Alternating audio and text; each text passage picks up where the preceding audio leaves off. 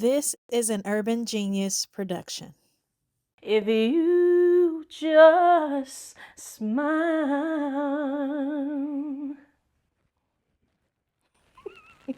She just warming up. Yes.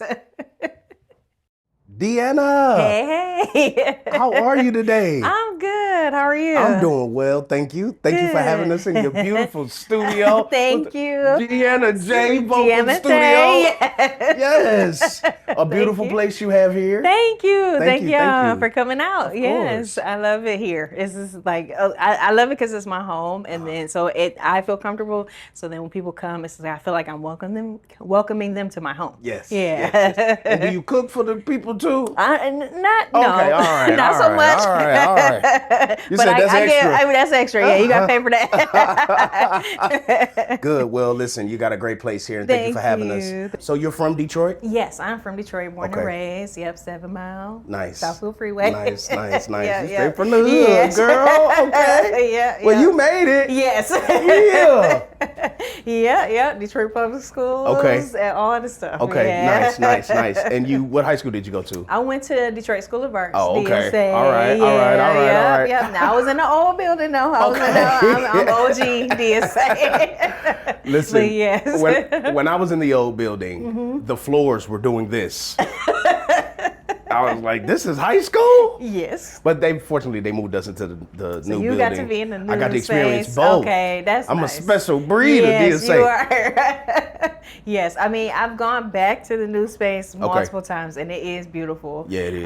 But yeah, I had a great time at DSA. Nice. Yeah, I learned a lot. I met my husband at Nice, DSA. nice. Yeah, yep. So it was a really great time for us. Okay. Yeah. That's nice. Yeah. All right. And then you went to college afterwards? Yep, I went to Kentucky State University, Okay. which is a historically black It is. college. Yep, and graduated from there with a degree in music ed.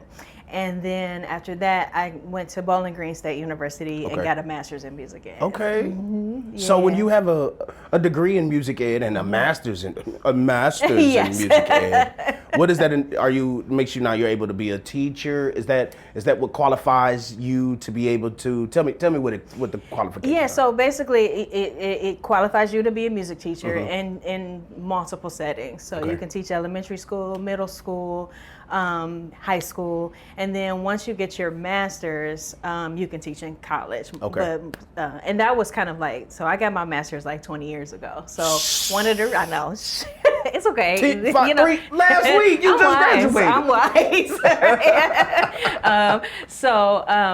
That was one of the reasons why I got my master's. Okay. And then Kentucky State and Bowling Green kind of had like a little partnership, and so it was a feeder school. So Okay.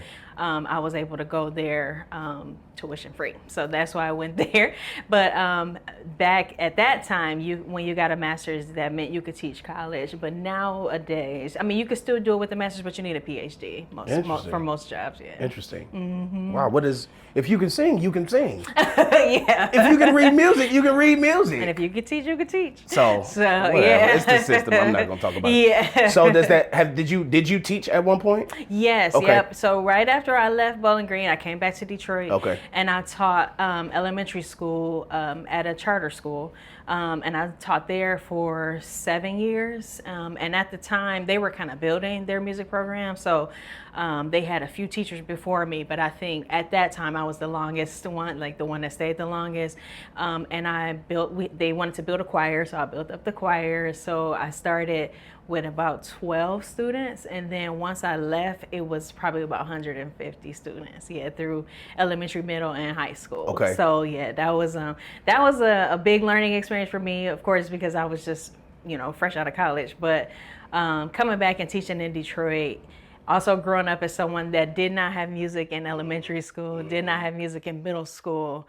I think we had one music class in middle school, but I really didn't study music till high school. Okay. So yeah, so learning how to now take that knowledge and teach it to an elementary school student was like a really big transition. Yeah, but I loved it. I mean, that was when I really had to learn how to adapt my instruction to fit the students that were coming into my classroom. I really tried to connect with what they knew as students and tried to bring in pop music, because when you go to school for music, it's basically classical and jazz.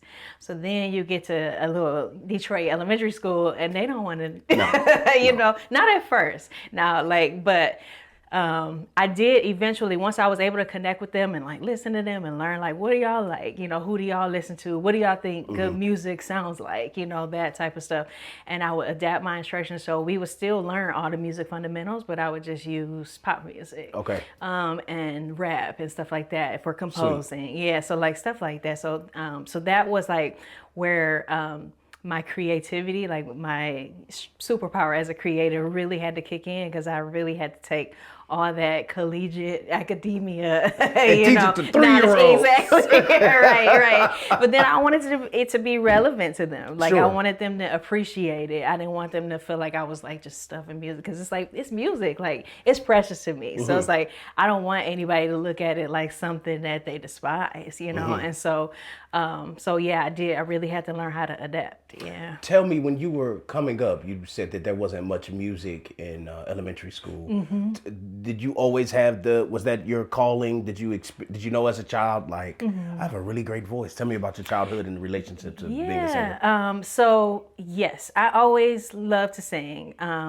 I started singing in church, like most people my age. I started singing in church. But I do remember looking at old like family reunion videos of myself, like as a baby, like a toddler, like sitting on my aunt's lap, and I was singing an Anita Baker song, which is crazy. But so I knew the gift was in me even like then as like a toddler, like 1 or 2 years old. No, it was a Patti LaBelle song. That's what it was. But yeah, I started singing in church when we had a choir. I joined, I think, when I was like 3 years old, and that's where I got my first solo. I had like a really great choir director I was really shy as a child, like super duper shy. You said you were how old? 3. Okay. Yeah, you said you got your first solo at 3. I did not get my first solo at 3. Okay. I started singing in a group at 3. Okay, I'm sorry. Yeah. Forgive me. I would love it if I had I my was first like, solo girl, at 3. That would be amazing, doing? right? Where's that video? That would be amazing. But no, I had a really great teacher. Her name was Miss Greenwood, and she was Black lady, just beautiful, talented. She played keys, and she was just amazing. And she helped me nurture my gift, even though I was like really shy. She saw something in me, and so she really pulled it out of me. And she did give me my first solo. I can't tell you how old I was, maybe around 10. Okay. But yeah, and even after I left that choir and went to college, she would keep up with me. We did like a little reunion concert. She was like, DeAnna, I want you to come back. Like, she was always just so proud of me. Like, she taught at Denby High School. Nice. She was just like a really huge influence in my life. Yeah. Everybody at that time, well, as you get older, and you realize you have a voice, you get in a group. Did you join a group back then?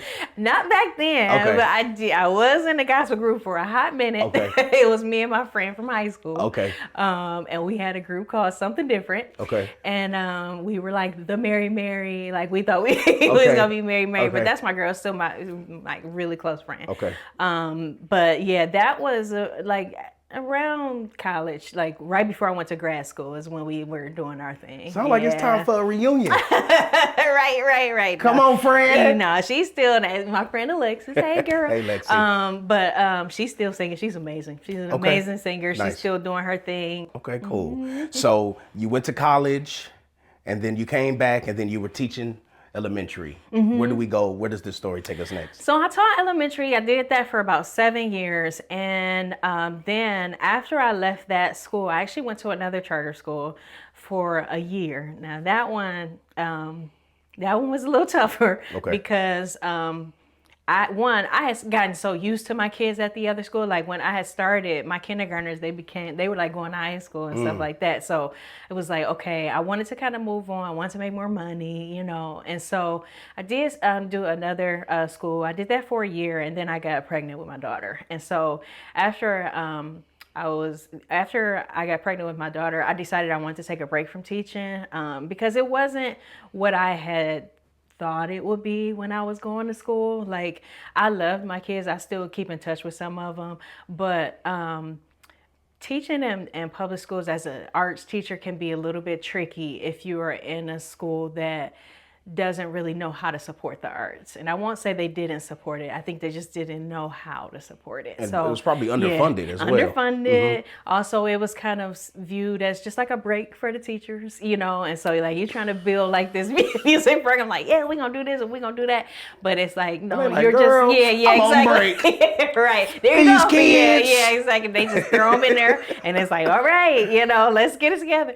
So it just became a little bit, you know, I wasn't enjoying it as much as I wanted to. And I didn't think that was fair to the kids for me to keep showing up. Or to you, all of that education you got. Yeah, exactly. Yeah, so I was like, okay, I got to figure out a different way because I love teaching. I always wanted to be a teacher. I just didn't know I was going to be a music teacher. Okay. But I had to figure out another way that I could use my gift of teaching and singing.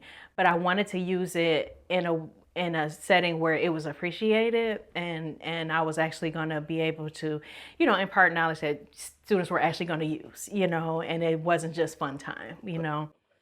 So after I had my daughter, I kind of took a break, and then there was a school that opened up called Dime that was specifically for students who wanted to pursue careers in contemporary style. So pop, rock, country, you know, R&B, like those type of things. So almost like a Berkeley, but more, just smaller. Okay. Yeah, smaller version of it. So we were partnered with the university so students could get, you know, accredited degrees, but their music training looked a lot different than my music training as a music student. So they would have classes like where they would have to learn a song each week and they would have to perform it. But the songs that we were singing were like, you know, Jimi Hendrix and like, you know, things like that. The Who, you know, like just different like genres of music.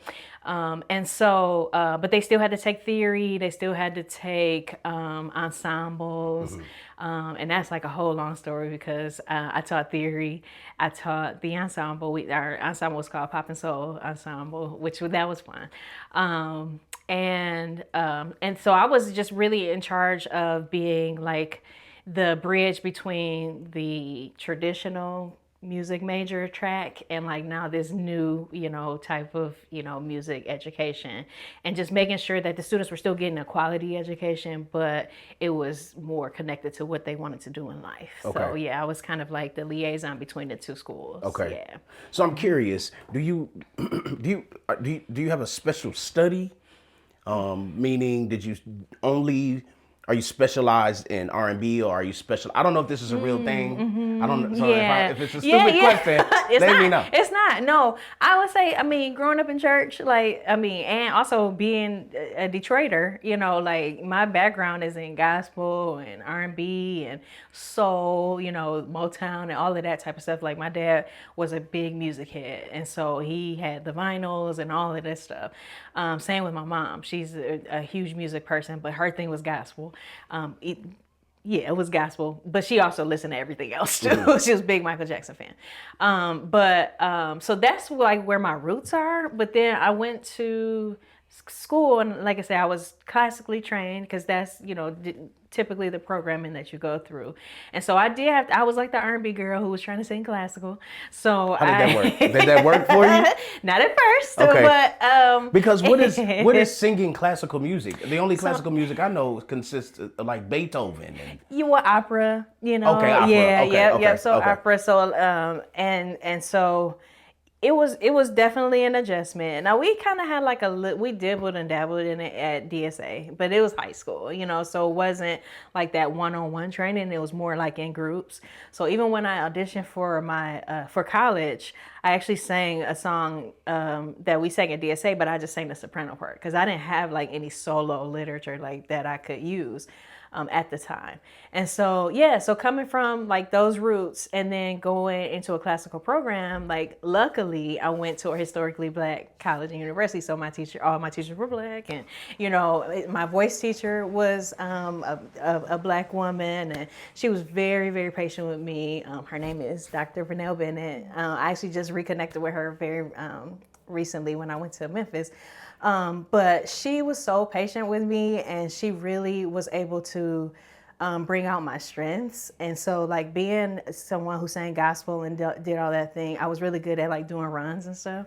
So like in classical music, those are called melismas. So like you can have a whole career. It's called like a coloratura or a lyric coloratura. You can have a whole career, a whole like set of music where you get to do all of those, little runs and stuff. Okay. So that's the type of music that she would give me until I really got good at like kind of like having that opera sound, and then she would kind of challenge me with other repertoire. But like that's kind of how I made that transition. Then when I got to grad school, I actually had another teacher who was a Black woman, Miss Merritt, who was amazing. And she, again, because I was a music ed major, a lot of times music ed majors only take like lessons because it's a requirement and not to perform. It's like just so you can have the experience. But I was fortunate to be able to perform too. And like my teachers kind of really saw something in me and they were like, you should perform. You should do a recital. You should audition for that opera. You should do that. And so like I'm super duper grateful for that. And so as a teacher, that's just what I want to be. I want to be able to bring that out of people, and like, because sometimes you just need somebody else to see it first. And if you have someone who cares for you and cares about what they do, they're going to do what they need to do to bring it out of you. And so so that's kind of how I got. But so sorry to answer your question, because I veered way off. I feel like you were answering it, but bring yourself back. Bring yourself back. No, I am like I'm versatile. So like I have like I have my roots in R&B and gospel, but I also train classically. And I also, when I came back from college, I sang with the opera theater in the chorus for a couple of shows. And I've done musical theater. So I just I dibble and dabble in everything. Okay. My business is primarily focused on contemporary singers because I don't feel like there's enough resources out there for contemporary singers. I feel like there are more resources for classical singers, even musical theater. There's a lot of resources, but I think that we need more resources around contemporary singing as it relates to like high level training. Yeah. Yes. Yes. DeAnna J vocals. Yeah. Yes. So I have a fun fact for you. Okay. I grew up in the opera house. Oh, did you? They used to have summer programs. Okay, yeah. And so my first one was Create and Perform. I was like 11, 12 maybe. And I went every summer, maybe with the exception of one summer. You know how it is when you're a teenager. I ain't doing that. Right. But it was amazing. And so I had a friend who was older than I was, who was in the opera program. He worked for the opera house. But he very great R&B voice. I used to, my most favorite song in the world is On Bended Knee. Oh, right? Yeah, Voice of Man. Yes. Sorry, I heard it a little bit in my head. I almost did this. And so I used to always ask him to sing that for me. Oh, okay. But I knew it was such a stretch for him coming from where his training was, from growing up in the church singing, and then now being trained as an opera singer. There was times where he's like, bro, I'm not going to sing this song to you right now because I'm just in a different place. Yeah. And so I know that that's a range to be able to sing On Bended Knee and then Ave Maria. It's not easy. And it took me, I had to adjust too, especially when I came back from school, because I had learned a totally new way of singing. Like I had to learn a totally new way of how to use my voice. So when I came back and I was doing like singing in church and back in the choir and doing stuff like that, it was so hard for me to adjust to like that gospel song. I had to kind of bring it back.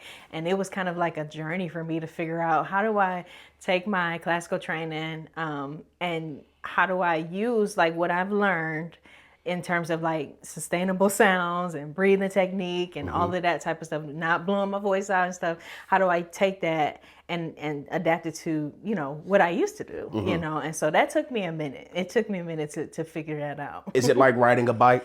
Do you lose it if you don't use it? It is, yeah. Okay. It is, yeah. If you don't, you got to use it or lose it. But it is kind of like, and this is what I encourage singers to do. You have to like really be willing to explore your voice and what it can do and make different sounds and like, and also not have judgments about what a good sound sounds like or what a bad sound, it's just different, like opera singers, that type of singing is different.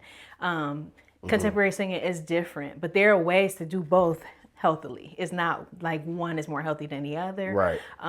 If you have good technique. Okay. Yeah. So that was something I had to learn too, Okay. because I was just thinking like, oh, this is the best way to sing. You know, Okay. it's the most proper. So I shouldn't be singing like that. But it's like, that's not true. You know, you can do multiple things. Our voices are capable of many, many things. Sure. Yes. Sure. And you see that, I hope this isn't a horrible example, but you see that in people who do imitations. And I don't know how you sound like Denzel, but now you sound like Mitch Right. McConnell. Yeah, exactly. You know, again, that's range. Yeah, it is range, and that comes through exploration, you know. And so like you have to be okay with not sounding good all the time. You have to be okay with making mistakes or sounding weird or being vulnerable and all of that stuff, so you can figure out what your voice can actually do. Well, if I can have a couple shots before our vocal training, I won't feel embarrassed about nothing. No, you won't. The mistakes are how we learn. They really are. You know, it's like that's the meat of it. It's like you got to make mistakes. I'm not saying have shots before you. Yeah, you better not have no shots before you come DeAnna, here.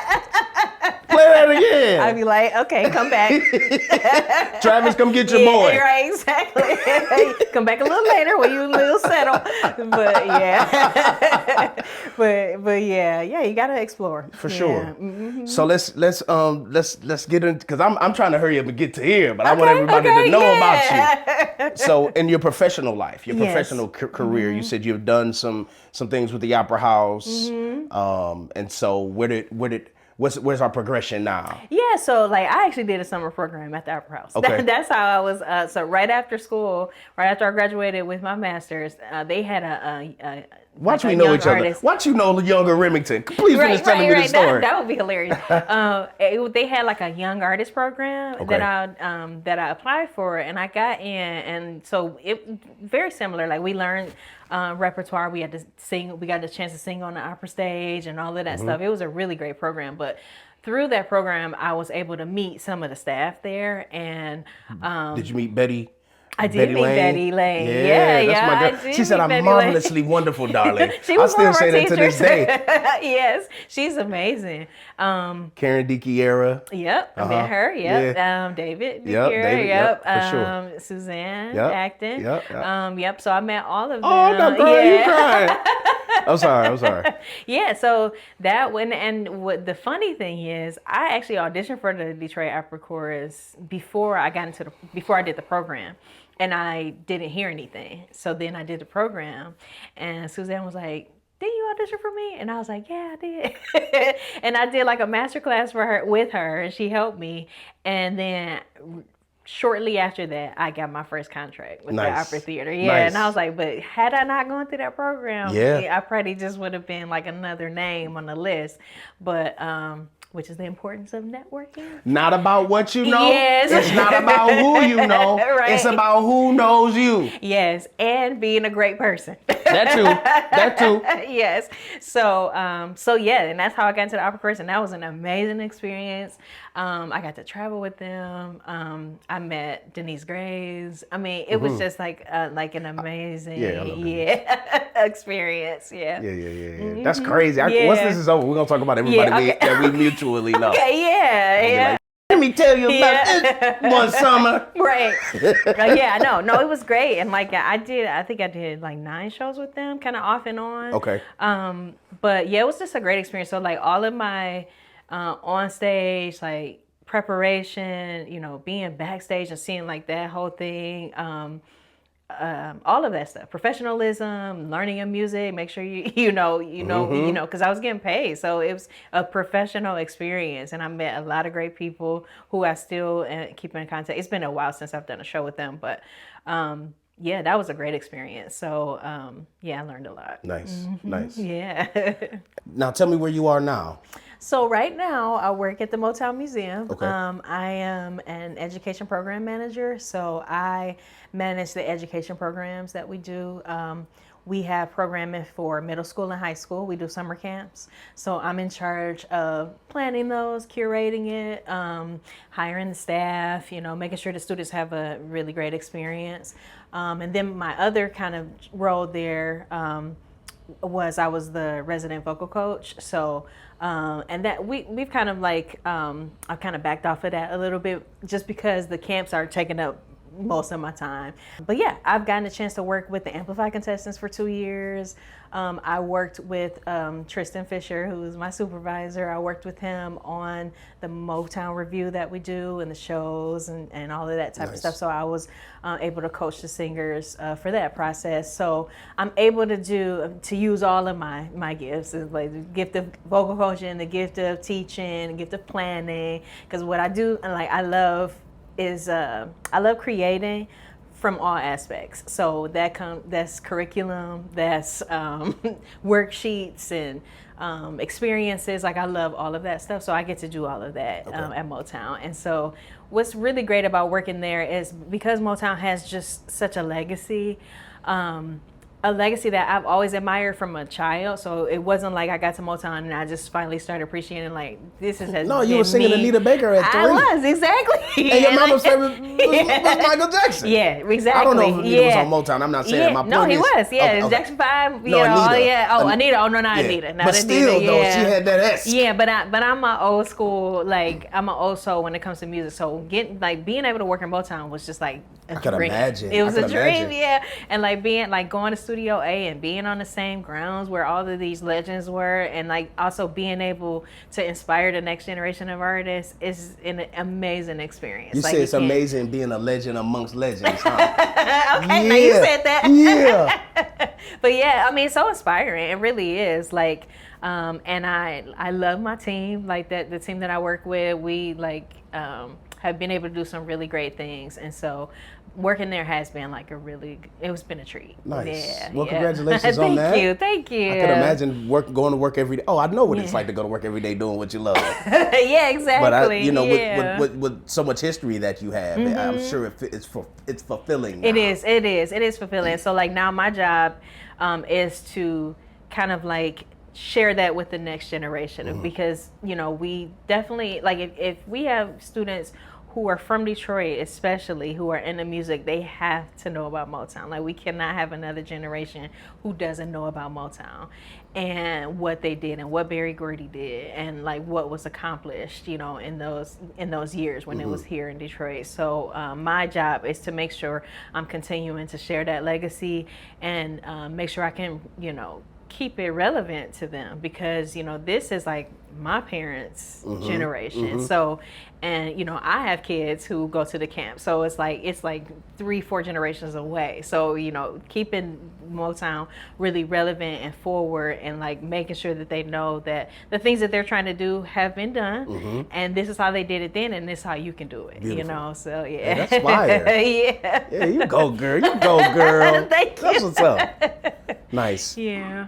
And you spoke about being organized and all of these things that you are able to do because of this job. You're also able to do vocal training, and you rubbing some shoulders. Yeah, I met some really great people. But the way that I got to Motown was actually because in between the time when I left Dime, I actually took a break.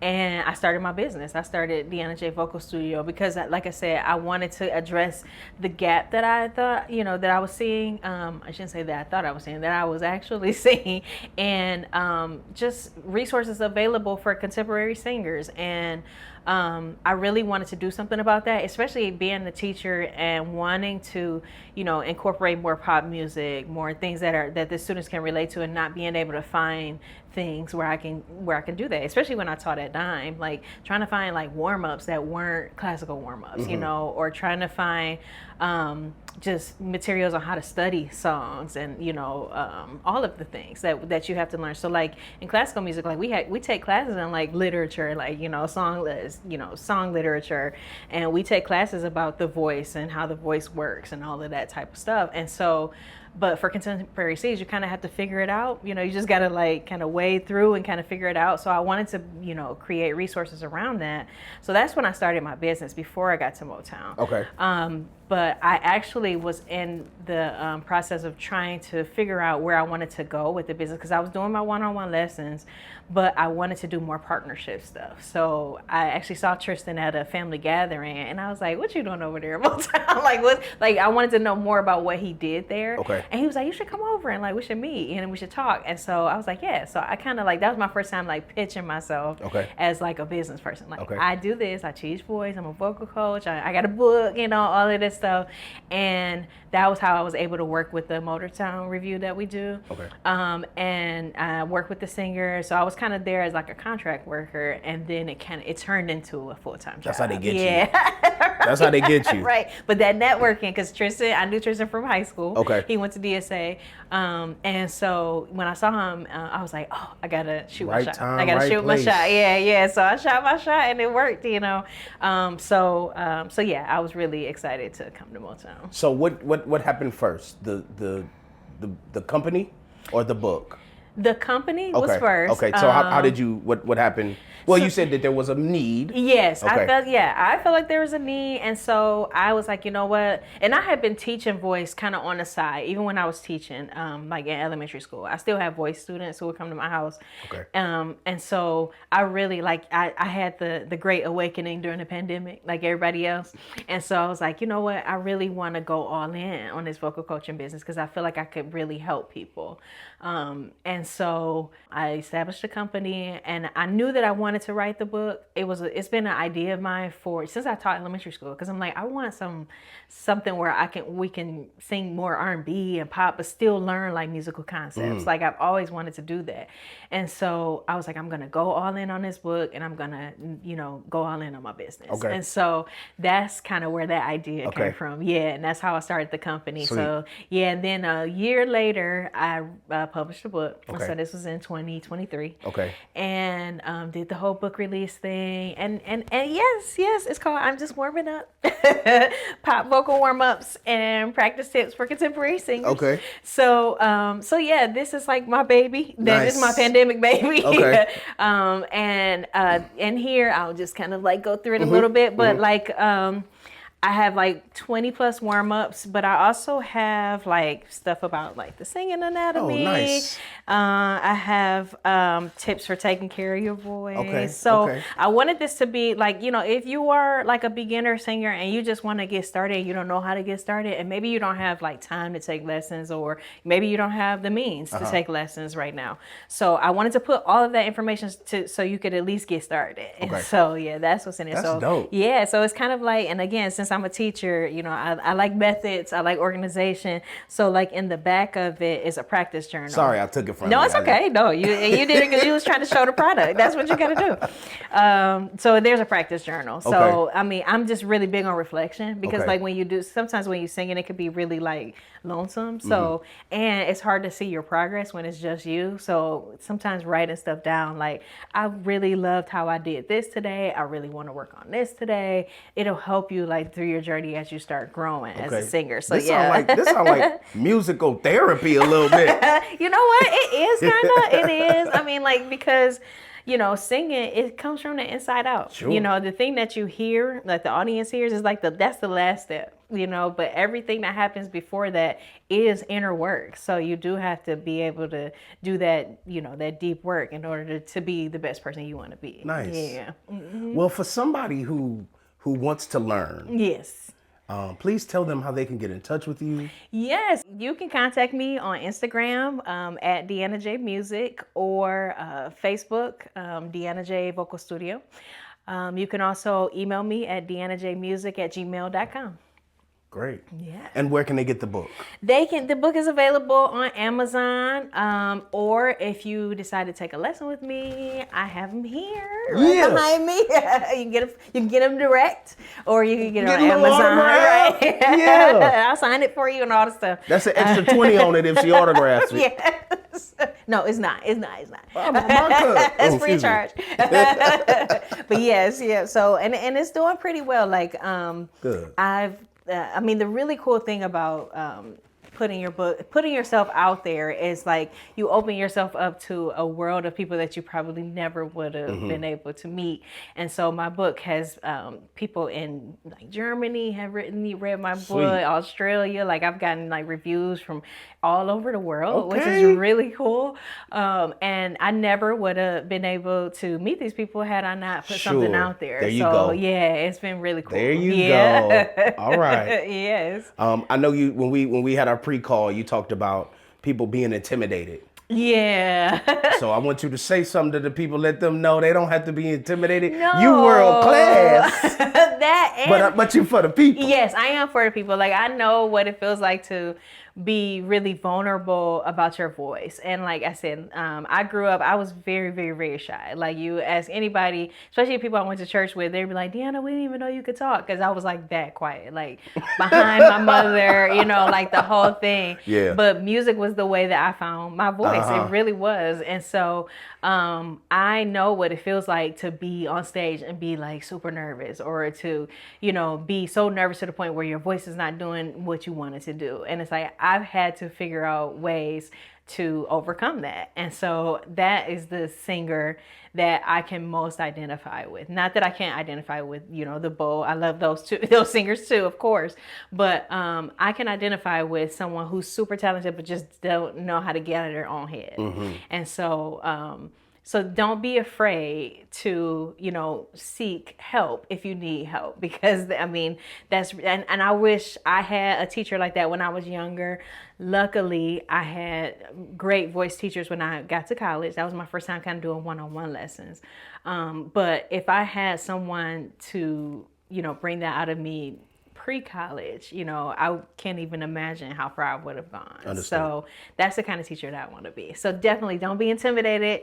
Come and see me. I'm really nice. I have great reviews, but I'm also I just really want to help people feel good about themselves and feel good about their voice. Yeah. Awesome. DeAnna, thank you so much for your Thank time. you. Please make sure you holler at my girl, DeAnna. Yes. All of the stuff will be in the link bio. Like, share, subscribe. Yep, that's all. Yeah, all the stuff. And I appreciate you coming over and giving me this opportunity. You already know. Blessings to you. You too. Thank you you. too. Thank you. Thank you. Mm-hmm.